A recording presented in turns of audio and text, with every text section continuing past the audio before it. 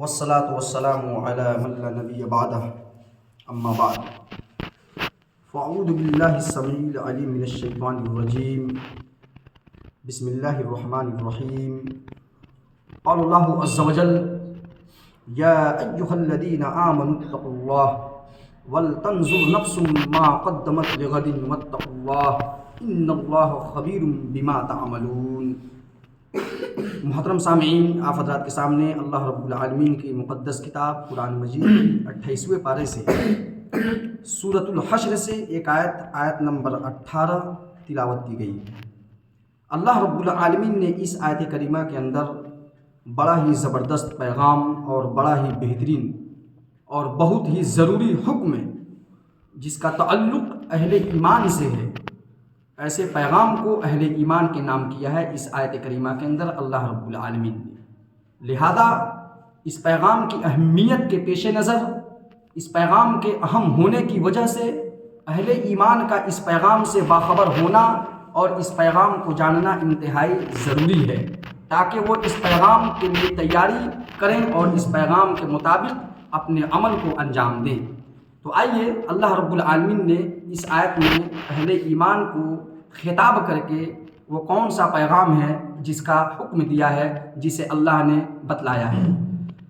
آیت کریمہ کا ترجمہ سماعت فرمائیں، آپ کو بات سمجھ میں آ جائے گی۔ اللہ کا فرمان یا ایھا الذین آمنوا اتقوا اللہ، اے وہ لوگوں جو ایمان لائے ہو، اللہ رب العالمین کا تقوی اختیار کرو، اللہ سے ڈرو۔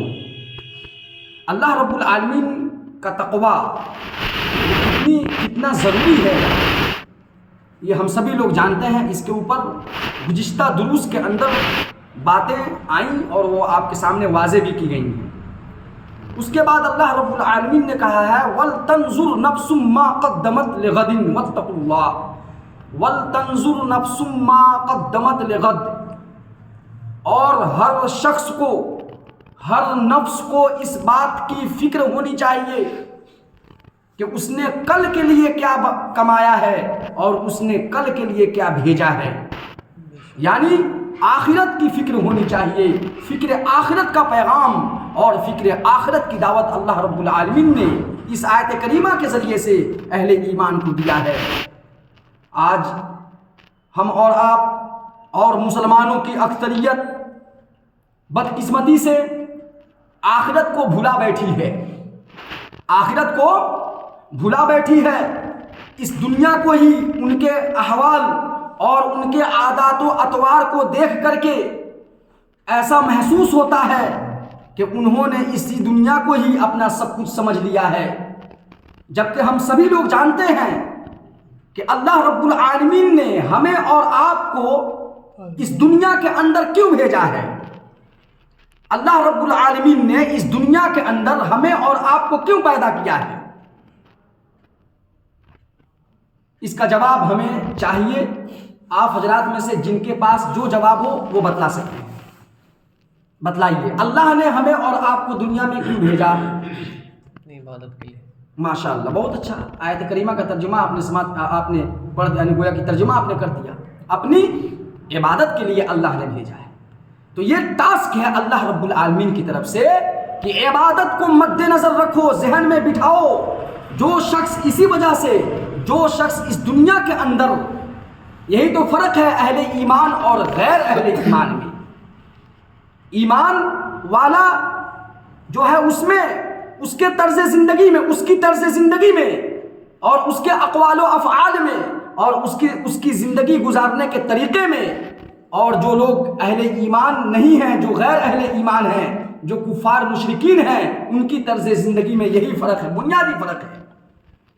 جب ایک شخص جو اللہ کے اوپر ایمان لایا ہوا ہے تو اس کا یہ عقیدہ ہے کہ اللہ رب العالمین نے ہمیں اس دنیا کے اندر اپنی عبادت کے لیے بھیجا ہے، گویا کہ ہماری اپنی من مرضی نہیں چلنے والی، اور جن کا اللہ کے اوپر ایمان نہیں ہے وہ جیسے چاہیں گے ویسی زندگی بسر کریں گے، جس طرح سے وہ چاہیں ویسی زندگی بسر کریں، کیونکہ ان کا اللہ کے اوپر جب ایمان نہیں تو اللہ رب العالمین کے احکامات سے ان کا کوئی مطلب نہیں۔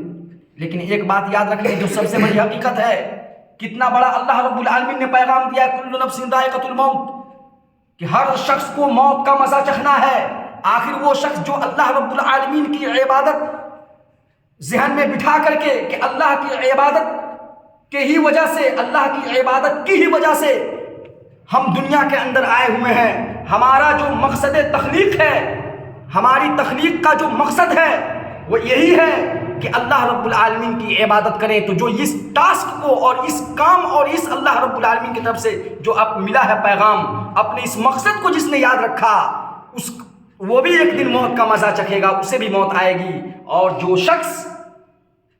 جس شخص کا اللہ کے اوپر ایمان نہیں ہو، جس نے اس دنیا کے اندر آنے کے جو مقاصد ہیں یا جو آنے کا جو مقصد ہے، اس نے اس مقصد کو جس نے یاد نہیں رکھا ہو، ظاہر سی بات ہے اس کی بھی ایک دن موت آئے گی. تو گویا کہ اس دنیا کو تو دونوں طرح کے جو لوگ ہیں وہ چھوڑ کر جائیں گے نا. دنیا میں تو رہنے کوئی نہیں آیا.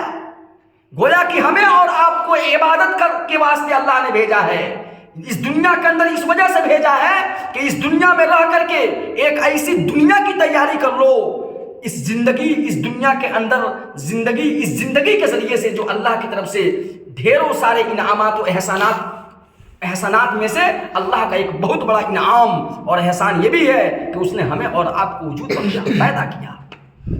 تو جب اللہ کی طرف سے ہمیں اتنی بڑی نعمت زندگی کی شکل میں ملی ہے تو یہ دنیا بھی فانی اور زندگی بھی فانی. کیوں زندگی فانی ہے؟ کیونکہ جس جگہ پر ہم ہیں یہ خود دنیا فانی ہے. تو اس زندگی فانی اور دنیا فانی کے دونوں کے ساتھ ایک ایسی زندگی کی تیاری کرو جو زندگی کبھی ختم ہونے والی نہیں ہے. ایک ایسی دنیا کی تیاری کرو جو دنیا کبھی ختم نہیں ہو سکتی. اسی لیے جو لوگ اللہ کے اوپر ایمان نہیں رکھتے ہیں اور جو لوگ اپنی مقصد تخلیق کو یاد نہیں رکھتے ہیں، ان کو اللہ رب العالمین نے کہیں پر فہم لا یعقلون کہ وہ عقل نہیں رکھتے ہیں. گویا کہ اگر اتنی بھی شعور نہ ہو کہ اللہ نے ہمیں کیوں پیدا کیا، آخر جس ذات نے ہمیں وجود بخشا ہے اس کا کیا پرپز ہے، کیا مقصد ہے، ہم کس وجہ سے اس دنیا کے اندر آئے ہیں، تو کوئی لاکھ پتی بن جائے، کروڑ پتی بن جائے، دنیا کی تمام خزانوں کی چابیاں اس کے پاس چلی جائیں، لیکن وہ ناکام ہے، نامراد ہے، وہ ناعقل ہے، اس کے پاس عقل نہیں، وہ بیوقوف ہے. یہ اسلام کی تعلیم، اسلام کی نگاہ میں اور اللہ اور اس کے رسول کی نگاہ میں، کیونکہ اس نے پہچانا ہی نہیں، چھوڑ کر اس کو چلے جانا ہے. ارے جہاں پر جانا ہے وہ زندگی ہمیشہ کی ہے. جس نے اس کو سمجھ لیا اور جس نے اس کی تیاری کر لی اسی دنیا کے اندر، وہ گویا کہ کامیاب ہوا. اللہ رب العالمین نے کہا وَلْتَنْظُرْ نَفْسٌ مَا قَدَّمَتْ لِغَدٍ. کیوں کہا اللہ نے؟ کہ ہر نفس کو چاہیے کہ وہ غور کرے کہ اس نے کل کے لیے کیا کمایا ہے. آج کے اس درس کا مقصد اور اس درس کا خلاصہ یہ ہے کہ ہم میں سے ہر ایک شخص کو اس بات کی فکر ہونی چاہیے کہ اس نے کل کے لیے کیا بھیجا ہے، کیونکہ جو وہ بھیجے گا وہی اس کو کام آنے والی چیز ہے اور اسی کی بنیاد پر اسے کامیاب اور ناکام ہونے کا فیصلہ کیا جائے گا. اللہ تبارک و تعالی ہمیں اور آپ کو ان چیزوں کو کرنے کی توفیق عطا فرمائے جسے پسند کرتا ہے اور جسے اللہ نے کرنے کا حکم دیا ہے، اور ہمیں اور آپ کو آخرت کی فکر کرنے کی توفیق عطا فرمائے. آمین.